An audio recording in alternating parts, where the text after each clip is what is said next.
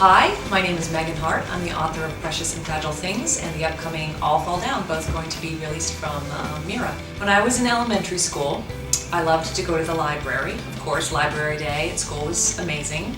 And they had this wonderful collection, hardcover collection of stories, anthologies of science fiction and fantasy and horror. And I don't remember the name of the series, and I have been looking forever since then. With the internet you can find all kinds of things, but I don't remember what it was called. But it was an anthology collection, and in that collection was a short story by Ray Bradbury called Homecoming. And I loved that story so much, I wanted to read it over and over and over again, but you could only check out the book so many times before they made somebody else read it, so I took it home, and there were no photocopiers or anything like that back in the olden days. So I wanted to copy the story, so I hand wrote it on lined paper with a pencil, and I started to copy the story because then I would have a copy to read. But as I was copying the story, I realized that maybe I didn't like this part so much, so I changed it a little bit. And then I added some things to it that I thought really needed to be in there that weren't. And then I changed the character's name, and then at the end of it I basically had rewritten the entire story, and it wasn't Ray Bradbury's story at all, it was mine. So I like to joke a little bit that I got my start plagiarizing Ray Bradbury, which it's not really true, but I credit that story a lot for putting me on the path to figuring out what I liked and what I didn't, and how to put those pieces together. When I was young, I really gravitated toward the fantasy and science fiction and horror stories. I love that, and I still do to this day. I love science fiction and horror. And so when I started writing, I naturally gravitated towards writing the things that I really liked and enjoyed. And all through high school, I wrote short horror and fantasy stories. But when I took a more professional look at what I wanted to do as a writer, I also really loved writing romances, or reading romances. So I decided that when I wanted to focus on writing novels as my career, or what I wanted to do, it really made sense.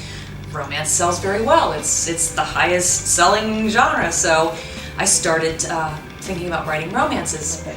I am not sure that if you are not a mother that you could write a book like Precious and Fragile Things, and I have had a lot of people read it, and some of them say, I don't understand how she could ever have made that choice. I don't understand why. And I say, well, did you ever have small children?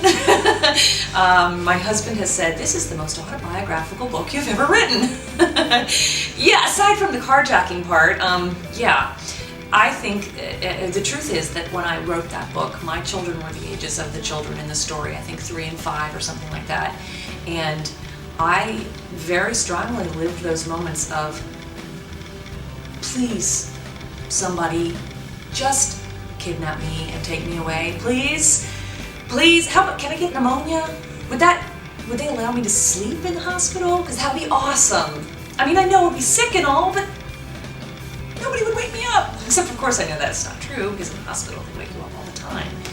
But I definitely think that being a mother is certainly where the genesis of that story came from, and I think that the people who have experienced parenting young children get that book in a way that people who don't have kids probably don't.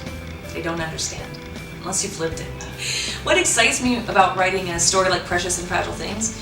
Well, it was a difficult book to write, certainly because I was, at the time, living a lot of that frustration, but it was also very gratifying to be able to express my frustrations and feelings on the page versus, running away from my children or being a bad mother and screaming. I mean, I could scream with the story and not scream with my voice.